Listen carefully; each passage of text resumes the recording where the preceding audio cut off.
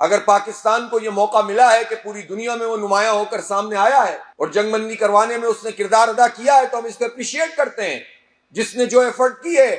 اس کو بھی اپریشیٹ کرتے ہیں، لیکن ہم یہ کہنا چاہتے ہیں کہ یہ جو اپرچونٹی ہمیں ملی ہے تو یہ اپرچونٹی اور پاکستان کا نظام آپس میں میچ نہیں کرتا۔ اگر یہاں عدل کا نظام ہو، یہاں پیٹرول کی جو لیوی ہے آپ جانتے ہیں کتنی ہے؟ ابھی بھی 80 روپے ہے، یعنی فی لیٹر 80 روپے تو وہ ٹیکس ہے جو ہر آدمی دیتا ہے، پھر اس کے پر مزید ٹیکسز ہیں، تو یہ اس وقت بھی جو قیمت ہے پیٹرول کی اس میں تقریباً 150 کے قریب روپے ٹیکسوں کے شامل ہیں۔ تو یہ لیوی ہے اور یہ جو ٹیکسز ہیں، یہ جو 150-200 روپے فی لیٹر، کوئی ایک طالب علم ہے کسی کالج میں جاتا ہے، یونیورسٹی میں جاتا ہے، کسی کام پہ جاتا ہے جو کماتا بھی نہیں ہے، ایک مزدور ہے جو محدود کماتا ہے، ایک بائکیا والا ہے، بائکیا والے کی آمدنی کیا ہوتی ہے؟ مہینے میں کتنے کما لے گا؟ آمدنی کتنی ہو جائے گی اس کی؟ 40-50 ہزار روپے، بس اس سے زیادہ تو نہیں۔ تو اس 40-50 ہزار والا جو ہے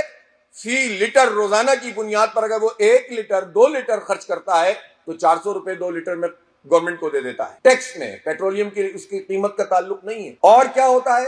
مزدور دیتا ہے۔ ایک بائک پر ہم دیکھتے ہیں لوگ اپنی 3-3 4-4 بچوں کو بٹھا کر اس لیے لے جاتے ہیں کہ ان کے پاس اس طرح کی ٹرانسپورٹ اویلیبل نہیں ہوتی، لیکن یہ غریب لوگ، یہ مڈل کلاس لوگ، یہ تنخواہ دار طبقہ جو بائکس پہ ہے، پاکستان میں 2.5 کروڑ بائکس ہیں، 1 کروڑ بھی اگر ایکٹیویٹ ہوئی ہیں تو روزانہ گورنمنٹ کو وہ اربوں روپے ہم جمع کراتے ہیں، جبکہ جو اشرافیہ ہے، جو وزراء ہیں، جو ایم این اے ہیں، ایم پی ہیں، ان کا حال کیا ہے؟ ان کا حال یہ ہے کہ وہ 4800 سی سی 3400 سی سی یہ گاڑیاں ان کو ملتی ہیں،